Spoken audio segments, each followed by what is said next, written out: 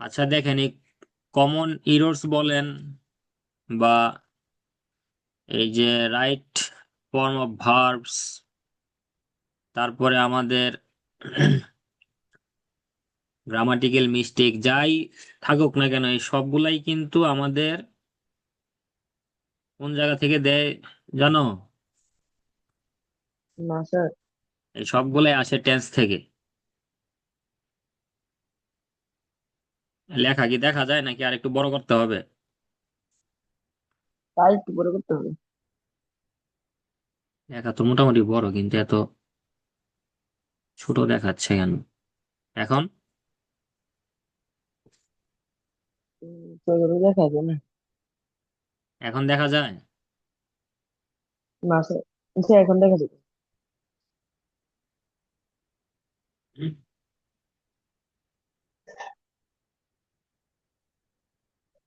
তো ইংলিশে গ্রামারে ভালো করতে হলে আমার ওই টেন্স ভালো করে পারতে হবে আর কি। এই right form G of sir. Verbs, তারপরে আরো যেগুলো আছে আর কি, ওই সবগুলা এই টেন্সের ভিতর থেকেই এক্সাম্পল দিবে। দেখা যাবে 5টা প্রশ্ন দিল, শূন্যস্থান দিল, সেখানে যে ভার্বের যে ফর্মটা বসবে সেটা ঠিকঠাক মতো লিখতে হবে। স্পেলিং মিস্টেক ঠিক করতে গেলে আমার মানে লিখতে হবে যে বানানগুলো একটু কঠিন, সেগুলো বারবার লিখতে হবে, এছাড়া কোনো বিকল্প নাই। কিন্তু অন্যান্য যে পার্টগুলো আছে সেগুলার উস্তাদ হলো টেন্স।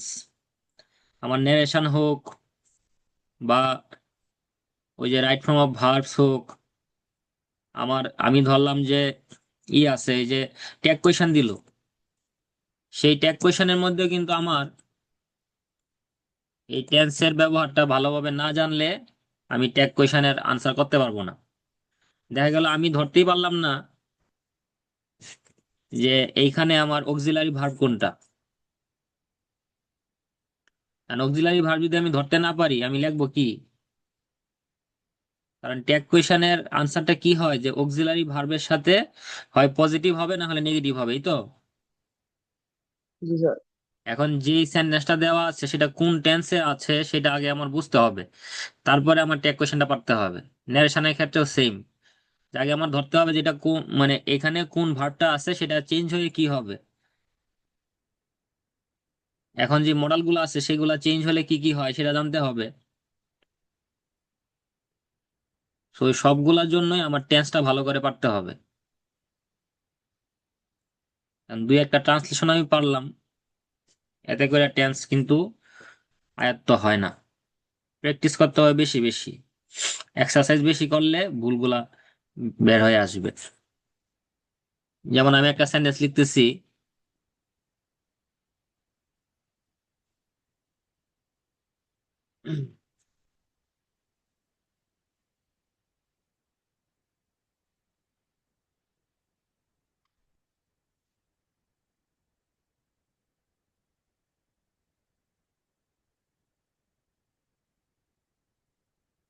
এইভাবে পরীক্ষার মধ্যে থাকলো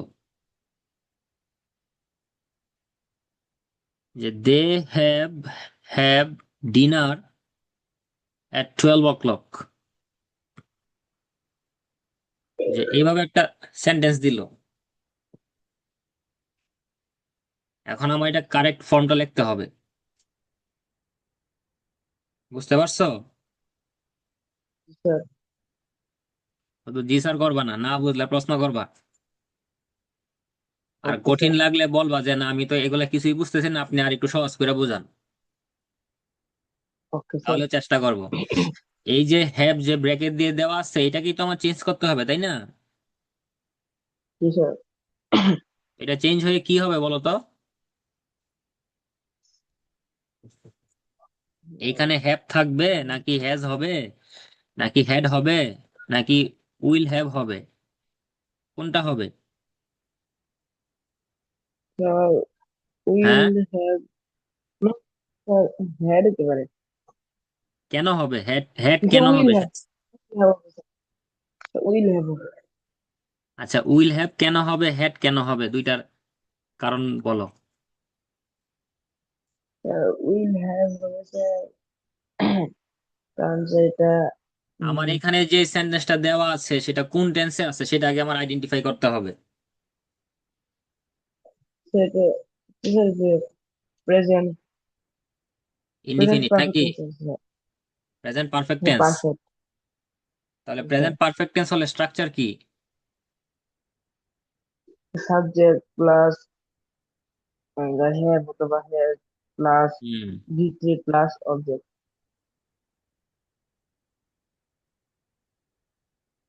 ঘুম থেকে উঠছো কখন? 57 মিনিট আগে। 57 মিনিট আগে, অনেক সময় হয়ে গেছে। তোমার কথায় মনে হচ্ছে স্যার, তোমার চোখে অনেক ঘুম। না স্যার, ঘুম নাই। তুমি তো অনেক গান পারো, একটা গান গাও তো।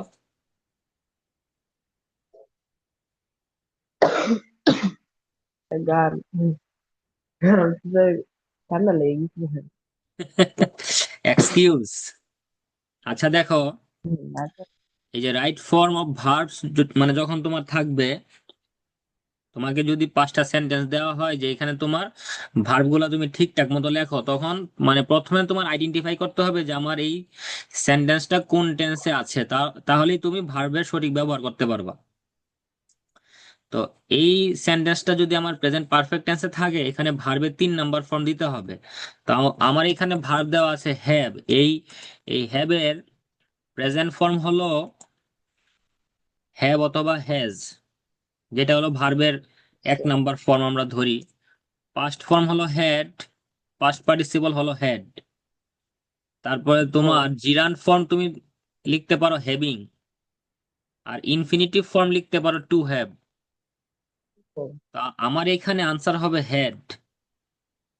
আর এইখানে এটার মিনিং হচ্ছে খাওয়া অর্থে আর কি, যে they have had dinner at 12 o'clock। বুঝতে পারছো? জি স্যার। কারণ আমরা যে ইট ভার্ব ইউজ করি, ইটের পরিবর্তে তুমি হ্যাভ ভার্ব ইউজ করতে পারো খাওয়া অর্থে। তো ইটের যেমন 3 নাম্বার ফর্মটা কি হয়, ইট এট ইটেন। জি স্যার। তো সেম ভাবে তুমি হ্যাভ এর ভার্বটা ওইভাবে লিখে ফেলবা যে হ্যাভ এর পাস্ট ফর্ম হলো হ্যাড, পাস্ট পার্টিসিপল হলো হ্যাড। তাহলে they have had dinner at 12 o'clock। এটাই হলো তোমার আনসার। তো তোমার পরীক্ষায় যদি এইরকম একটা সেন্টেন্স থাকে, ধরো তোমার 1 নাম্বার সেন্টেন্সটাই থাকলো এইটা, যে right form of the verbs থেকে তোমাকে 10টা সেন্টেন্স দিল 10 নাম্বার, তখন তুমি এই যে রাইট ওয়েতে এইভাবে লিখলেই তুমি 1 নাম্বার পেয়ে যাবা। যে হ্যাভ এর পরে ভার্বের 3 নাম্বার ফর্ম দিয়ে দিছি আমরা হ্যাড। তারপরে ধরো তোমার একটা সেন্টেন্সে এই যে রিসেন্টলি বলা আছে, এই রিসেন্টলি থাকলে সেটা কোন টেন্স হয় জানো? Sir, present continuous. Present perfect tense. Okay. কন্টিনিউয়াসে কোনো রিসেন্টলি হয় না। কন্টিনিউয়াসে যেমন I am eating, recently I am eating জীবনেও কেউ বলবে না।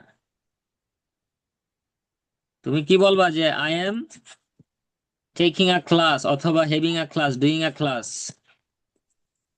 I am doing a class, recently I am doing a class কেউ বলবে না। Recently I have done a class অথবা I have attended a class. বুঝতে পারছো? Recently I have attended in a class.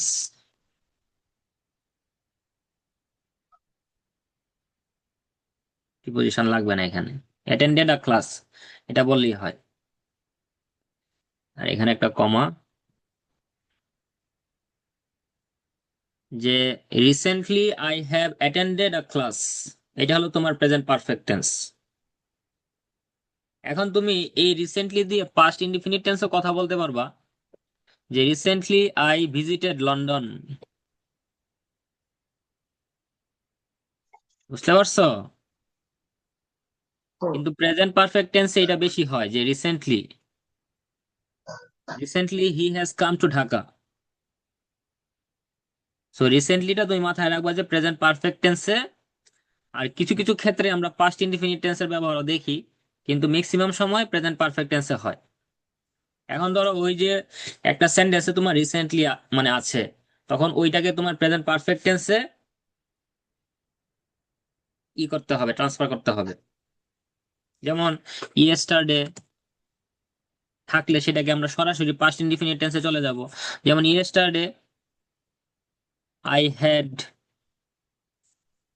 I had a lesson. এই যে তোমার এই যে ভার্বের past form, past indefinite tense, কারণ ইয়েস্টারডে থাকলে সেটা তোমার পাস্ট টেন্সের স্ট্রাকচারে চলে আসবে।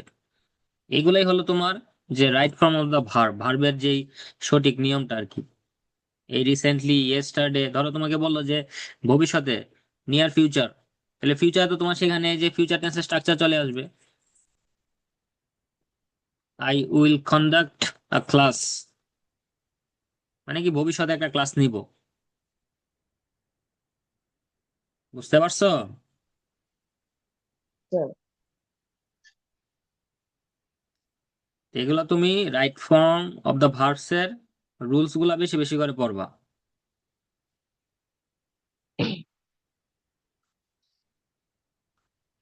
বেশি বেশি পড়লে তুমি দেখতে পারবা যে কোথায় কি হচ্ছে, কেন হচ্ছে, কারণ এটা এই টেন্স, ওইটা ওই টেন্স, এটা পাস্ট পারফেক্ট টেন্স। যে পাস্ট পারফেক্ট টেন্সে ধরো তোমাকে বললো, দুইটা ঘটনা তোমাকে বললো, তুমি বললা যে আমি 2020 সালে ঢাকায় ছিলাম, আর 2015 সালে কিশোরগঞ্জ ছিলাম। তাহলে দুইটা জিনিসই কি এখন থেকে অতীতে না? জি স্যার। এই দুইটা সেন্টেন্স বলতে গেলে আমি কোন টেন্স ব্যবহার করব? তো পাস্ট ইনডিফিনিট না, কোনটা দেন? একটাতে একটাতে পাস্ট ইনডিফিনিট হবে আর একটাতে পাস্ট পারফেক্ট টেন্স হবে। আচ্ছা। যে পাস্ট পারফেক্ট হবে তখনই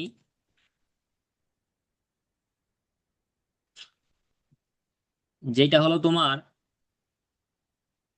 এই অতীতেরও অতীত, অতীত, অতীত এর ও অতীত। 2020 তো তোমার কাছে এমনিতেই অতীত, তাই না? জি স্যার। তারও অতীত কি 2015, তখন তুমি সেখানে পাস্ট পারফেক্ট টেন্স ইউজ করবা।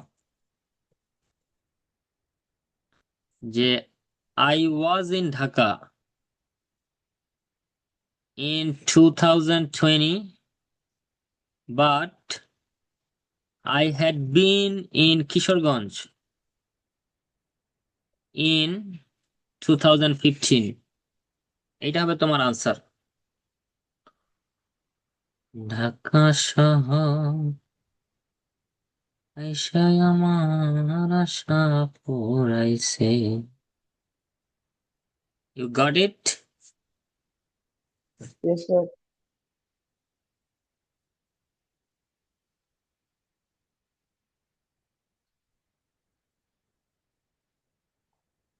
কি বুঝছো বলো? স্যার বুঝছি স্যার, অতীত আর অতীত হলে স্যার পাস্ট পারফেক্ট হবে স্যার। মানে অতীতেরও অতীত। জি স্যার। যখন তুমি একটা সেন্টেন্সে পাস্ট ইনডিফিনিট এবং পাস্ট পারফেক্ট টেন্স ইউজ করবা, ওই ক্ষেত্রে নর্মালি তুমি অতীতের যে কোনো কথাই পাস্ট ইনডিফিনিট টেন্সও বলতে পারবা, পাস্ট পারফেক্ট টেন্সও বলতে পারবা। Try to use past indefinite tense most of the time. In case মানে বিপদে পড়লে তুমি সেখানে পাস্ট পারফেক্ট টেন্স ইউজ করবা। কিন্তু যদি তোমার দুইটা সাল থাকে, দুইটাই অতীত, তখন তোমাকে দেখতে হবে যে which one is more past. বুঝতে পারছো? স্যার। ধরো এখানে 2020 সাল দেওয়া আছে, 2015 সাল দেওয়া আছে, তো 25-এর সাথে কম্পেয়ার করলে দুইটাই তো অতীত। কিন্তু দুই জায়গাতেই তুমি পাস্ট ইনডিফিনিট টেন্সের স্ট্রাকচার ইউজ করতে পারবে না, যে কোনো একটা ইউজ করতে হবে। এক জায়গায় পাস্ট ইনডিফিনিট আর এক জায়গায় পাস্ট পারফেক্ট। ধরো এইভাবে সাল দিয়েও তোমার এই যে ব্র্যাকেট দিয়ে ভার্বটা দেওয়া আছে বি, ভার্বটা কি থাকবে? বি। বি থাকবে। তুমি এই রাইট ফর্ম অফ দ্য ভার্বে দেখবা যে সব সময় বেস ফর্ম থাকবে, বেস ফর্ম, যে কোনো ভার্বের মূল যে ফর্মটা আছে সেটা থাকবে। যদি সেটা তোমার গো ভার্ব হয়, গো এর বেস ফর্ম থাকবে। অ্যামিজার যদি ভার্ব হয়, অ্যামিজারের বেস ফর্ম থাকবে। ডু ডাজ এর বেস ফর্ম শুধু ডু থাকবে। হ্যাভ হ্যাজ এর মানে বেস ফর্ম তোমার শুধু হ্যাভ থাকবে। তোমার কিন্তু দুই জায়গাতেই বি থাকবে। 2020-এর আগেও বি থাকবে, তোমার ওই 2015-এর আগেও তোমার ব্র্যাকেট দিয়ে বি থাকবে। আর তুমি যদি চিন্তা করো যে এক জায়গায় ওয়াজ দিব আর এক জায়গায় ওয়ার দিব, হবে না। যে আমি এক জায়গায় ওয়াজ দিয়ে দিলাম আর এক জায়গায় ওয়ার দিয়ে দিলাম, হইলো না।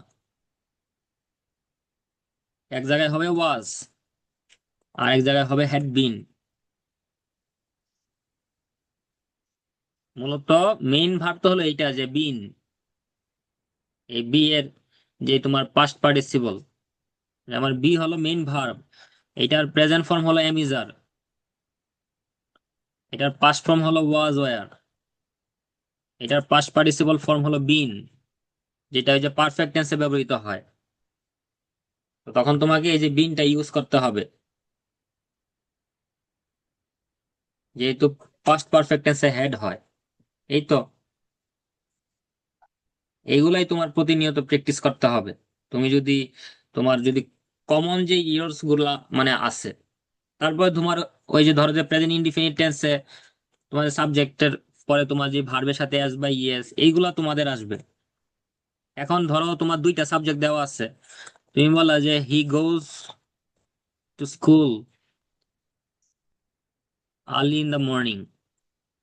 আরেকটা সেন্টেন্স দেওয়া আছে যে হি অ্যান্ড শি, এখানে ব্র্যাকেট দিয়ে গো দেওয়া আছে। সেম ভাবে মানে ফুল সেন্টেন্সটা লেখা আছে, school early in the morning. এটা তোমার প্রশ্ন যে he and she go to the school early in the morning. This is your question, তোমার আনসার লিখতে হবে নিচে।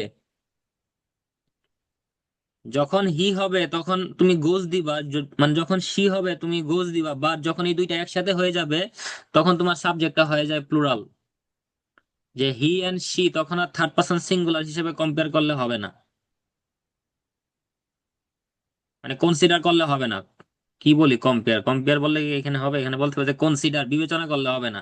তখন তোমাকে এটাকে থার্ড পারসন প্লুরাল হিসেবে বিবেচনা করতে হবে, বিকজ এখানে সাবজেক্ট হিসেবে হি এবং শি ব্যবহৃত হয়েছে, যেটা প্লুরাল হিসেবে ব্যবহৃত হচ্ছে, তখন শুধু গোই হবে। তো তুমি চিন্তা করবা, তোমার মাথার মধ্যে যদি ঢুকে থাকে যে right form of the verbs মানেই হলো যে ভার্বটা দেওয়া থাকবে সেটাকে চেঞ্জ করতে হবে, তাহলে তুমি কখনো পারবা না। পারবা? হ্যাঁ স্যার। তোমার মেন্টালি ওইভাবে সেট থাকলে হবে না যে ভার্বের পরিবর্তন হবে। ভার্বের পরিবর্তন হবে কি হবে না, it depends on subject, it depends on tense. বুঝতে পারছো? স্যার, তোমার এটা সাবজেক্টের উপর ডিপেন্ড করবে, পাশাপাশি টেন্সটাকেও তোমার মেনটেন করতে হবে। যেমন এইখানে কি কোনো চেঞ্জ হয়েছে? না স্যার। হয় নাই। কেন হয় নাই? কারণ আমার সাবজেক্ট হলো প্লুরাল। আর সাবজেক্ট যদি প্লুরাল হয়, ভার্বও আমাদের প্লুরাল হবে, ভার্বের সাথে কোনো কিছু যুক্ত হবে না। Very easy. তো তোমাদের পরীক্ষায় এইরকম সহজ সহজ গুলাই থাকবে। তোমাদেরকে তো ওই একদম মাস্টার্স লেভেলের ইংলিশের কিছু দিবে না, আর তুমি সারা জীবন এইগুলাই পড়বা, অ্যামিজার, ওয়াজ ওয়্যার, তারপরে এই যে ধরো তোমার রিসেন্টলি, ইয়েস্টারডে, ফিউচারে কি হবে, শুধু একটু ঘুরায় পেঁচায় থাকবে আর কি। বুঝতে পারছো? মোডালের রুলস স্যার, গুলা থাকবে। ধরো মোডাল দিয়ে তোমাকে একটা জিনিস দেখাই, স্ক্রিন তো দেখা যাচ্ছে তাই না? স্যার দেখা যাচ্ছে। যে ঐতিহ্য, কুড প্লে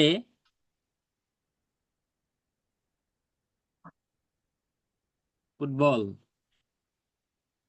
আবার লিখলাম ঐতিহ্য ক্যান প্লে ফুটবল। এই দুইটা সেন্টেন্স ধরো তোমার পরীক্ষার মধ্যে আসছে, and তুমি মনে মনে চিন্তা করতেছো ক্যান মানে প্রেজেন্ট, কুড মানে পাস্ট, যেটা তুমি জানো। ক্যান মানে কি প্রেজেন্ট না, যে আমি এখন পারি, বর্তমানে পারি। আর কুড মানে পারতাম, অতীতে পারতাম। তো তুমি চিন্তা করলো আচ্ছা ক্যানের পরে প্লে দিয়ে দেই আর কুডের পরে প্লেট দিয়ে দেই, তখনই কিন্তু তোমার ভুল হয়ে যাবে। কারণ তোমার জানতে হবে যে যত মডেল আছে সেই সকল মডেলের পরে ভার্বের বেস ফর্ম হয়, মানে মূল যে ফর্মটা আছে সেটা হবে। তো এখানে প্লে এর বেস ফর্ম হলো শুধু প্লে। এখানে কুড দিয়ে তোমার পাস্ট টেন্স বোঝাবে, ভার্বের কোনো পরিবর্তন করতে হবে না। You don't need to change the verb, main ভার্বের কোনো পরিবর্তন হবে না। তো তোমার এখানে এই কুডের পরেও প্লে হবে, তোমার ক্যানের পরেও প্লে হবে। This is the answer. একটা জিনিস মাথায় রাখবা যে বড় বড় পরীক্ষাগুলোতে কঠিন জিনিস কম আসে। কঠিন জিনিস আসলে কেউ পারতো না। সহজ জিনিস দেয় এই কারণেই, কারণ সহজ জিনিসে মানুষ ভুল করে বেশি। তোমার জানতে হবে সব, you have to know everything but you have to be perfect on basic things. মূল বিষয়গুলোতে যদি তুমি বেস্ট হও, পারফেক্ট হও, তখন তোমার ভালো করার সম্ভাবনা থাকবে বেশি। তুমি ধরো কঠিন কিছু পড়া গেলা, আসলোই না পরীক্ষায়, কইবা যে সারা দিন পড়লাম, রাত পড়লাম, কিছুই আসলো না।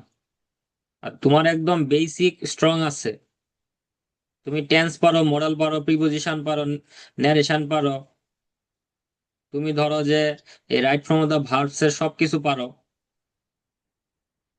তখন তুমি ভালো করবা।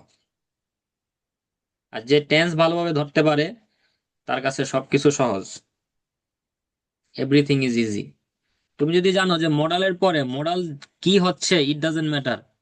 Can, could, may, might, shall, should, will, would, must, use to, have to, has to, যাই হোক না কেন তারপরে সবসময় ভার্বের বেস ফর্ম হবে। So you have to find out the base form. Sentence যত কঠিনই থাকুক না কেন, যত বড়ই হোক না কেন, 3 কিলোমিটার লম্বা সেন্টেন্স হোক, কোনো সমস্যা নেই, সেখানে যদি মডাল থাকে এরপরে যে ভার্বটা আসবে বেস ফর্ম দিয়ে দিবা। ধরো তোমার সেখানে এমিজার দেওয়া আছে, তো এমিজার তো বেস ফর্ম না, এমিজার হবে প্রেজেন্ট ফর্ম, এমিজারের বেস ফর্ম কি বি। এই কারণে সকল মডেলের পরে বি হয়। যেমন আমার হতে হবে I have to be, I use to be, I can be, could be, might be, must be. That's why we need, we should, or we have to use be after all modal auxiliary verbs because be is the base base form of amizar. বুঝতে পারছো? তো তুমি sir অবশ্যই সবকিছুই পড়বা, কিন্তু basic জিনিসগুলা ভালো করে একদম ঝাঁঝরা করে ফেলতে হবে আর কি, পড়তে পড়তে। কারণ সকল পরীক্ষাতেই দেখবা যে তুলনামূলক কঠিন হয় কম। ধরো 10 বছরের মধ্যে একবার কঠিন করছে, কিন্তু 9 বছরই তোমার গতানুগতিক প্রশ্নই হচ্ছে এবং বাচ্চারা ভুল করতেছে বেশি। আর ধরো তোমারে বলবে যে এইখানে অনেক কঠিন প্রশ্ন করে, তো তোমার লেভেলের থেকে কঠিন মানে কখনোই করবে না। তাহলে তো তোমার এই যে ক্লাস 7-এ পরীক্ষা হইতো না, পরীক্ষা হইতো মাস্টার্স পাশের পরে। প্রত্যেকটা এইজের একটা লেভেল আছে, ওই লেভেল অনুযায়ী তারা প্রশ্ন করে। কিন্তু তারা এটাও মাথায় রাখে যে আমার এমন প্রশ্ন করতে হবে একেবারে খুব সহজ না, খুব কঠিন না, মিডিয়াম থাকবে, এবং বাচ্চারা যেন ভুলগুলা বেশি করে। যে ভালো করে প্র্যাকটিস করবে তার ভুল হবে কম। ধরো তুমি এইখানে সি দেখে, সি হলো থার্ড পার্সন সিঙ্গুলার, সারা জীবন পড়ছো যে সি গোজ দিয়ে দিলা, তোমার সেন্টেন্স তো ভুল হয়ে যাবে। কারণ আমার সাবজেক্ট তো সি না, সাবজেক্ট হলো হি অ্যান্ড সি। সে মানে ধরো যে এখানে বললো যে রহিম এবং রহিমা, তো শুধু রহিম তো হলো থার্ড পার্সন সিঙ্গুলার, রহিমাও থার্ড পার্সন সিঙ্গুলার। কিন্তু যখন দুইটা একসাথে সাবজেক্ট হিসেবে ব্যবহৃত হবে তখন তারা প্লুরাল হয়ে যায়, ভার্বটাও প্লুরাল হবে, ভার্বের সাথে কোনো কিছু যুক্ত হবে না। বুঝতে পারছো?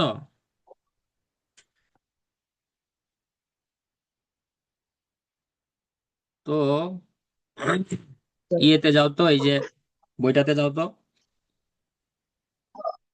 এসেনশিয়াল ইংলিশ গ্রামার বইটাতে যাও। এইখানে এই যে স্যার ইন্ডেক্সে দেখো তো তোমার, মানে সূচিপত্রে দেখো কোনো রাইট ফ্রম দা ভার্বস এর রুলস আছে কিনা।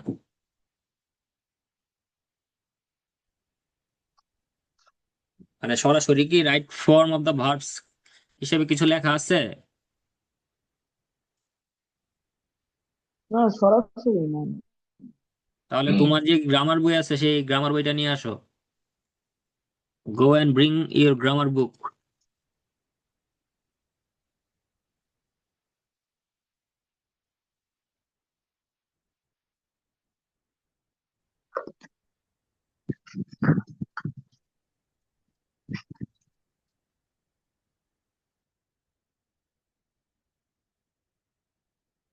এখানে সূচিপত্রে যাও তুমি, ওই যে রাইট ফর্ম অফ দা ভার্বসে যাও।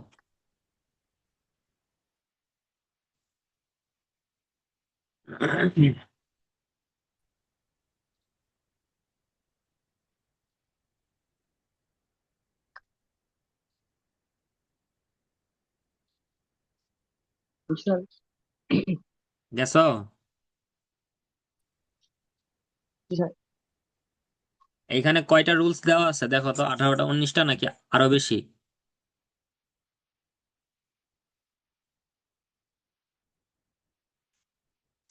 নেট প্রবলেম করতেছে মনে হয় নাকি? হুম, এবার 65টা আছে স্যার, 65। 65টা রুলস? জি স্যার। ওই যে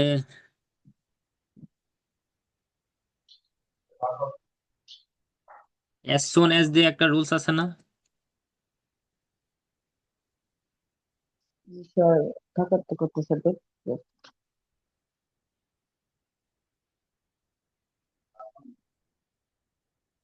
ও, আচ্ছা, তোমার পড়া থাকবে এইখানে যতগুলা রুলস আছে, জি স্যার। 65টা রুলস যদি থাকে, এই 65টা রুলস পড়বা, পাশাপাশি 65টা রুলস এর নিচে যে এক্সাম্পল গুলো দেওয়া আছে সেই এক্সাম্পল গুলো তুমি মানে পড়বা। আমি একটা পরীক্ষা নিব কালকে, okay sir. Right form of the ভার্বের। মানে ধরো যে 10টা প্রশ্ন থাকবে, 10টা প্রশ্নের এই যে স্ক্রিন দেখে দেখে তুমি আনসার লিখবা খাতায়, তারপরে আমি যখন জিজ্ঞেস করবো তখন বলবা, হইলে বলবো হইছে, না হইলে নাই।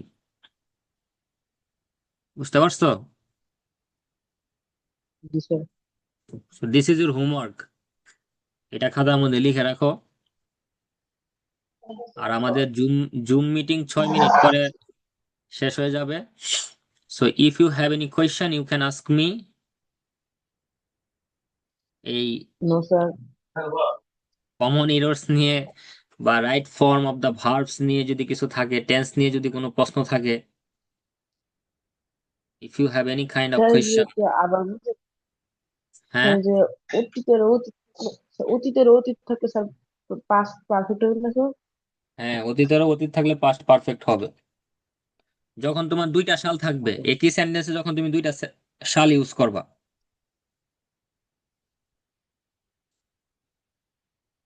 বা তোমার সাল নাই, ধরো তোমার একটা কথা বলা আছে যে আমি প্রথমে গেছি লন্ডন, তারপরে গেছি আমেরিকা, বা তার 2 বছর পরে গেছি আমেরিকা।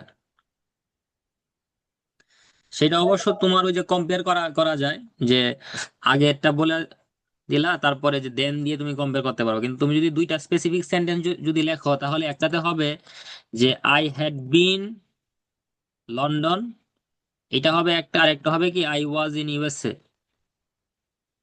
এভাবে বলতে হবে দুইটা সেন্টেন্স।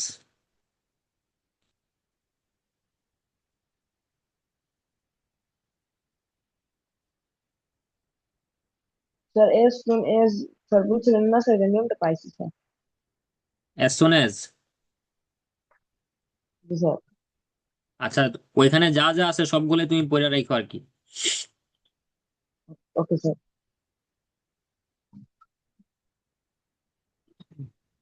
মানে 65টা রুলস তুমি পড়ে ফেলবা, কিন্তু রুলসের থেকে বেশি হলো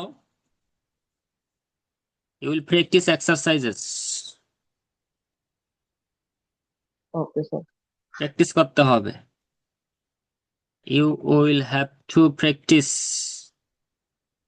মোর এক্সারসাইজ।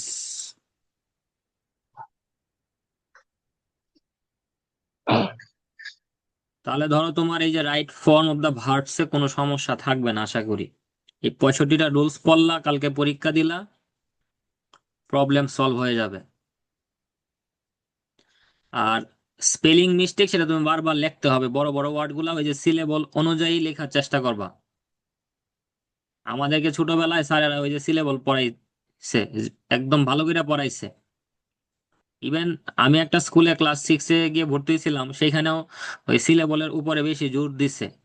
এটাতে দেখা গেছে যে অনেক কঠিন ওয়ার্ড যেটার সাথে আমার আগে কোনোদিন পরিচয় নাই, ছিল না, সেই ওয়ার্ডটা আমি ঠিকভাবে লিখতে পারতেছি। সেন্টেন্সটাকে তুমি ভাঙো, 4-5 ভাবে তুমি ভাঙো, তারপরে আস্তে আস্তে লিখো।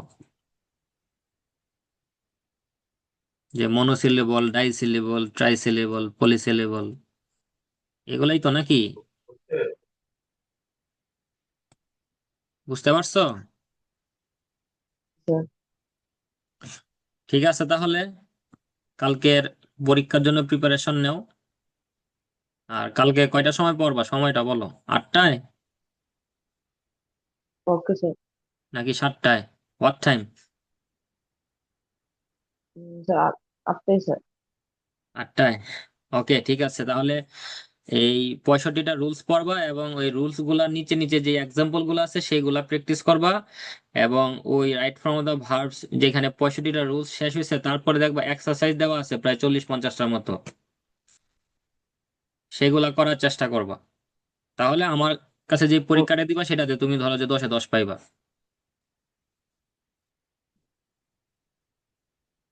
ঠিক আছে, ভালো থাকো, সুস্থ থাকো, কালকে কথা হবে।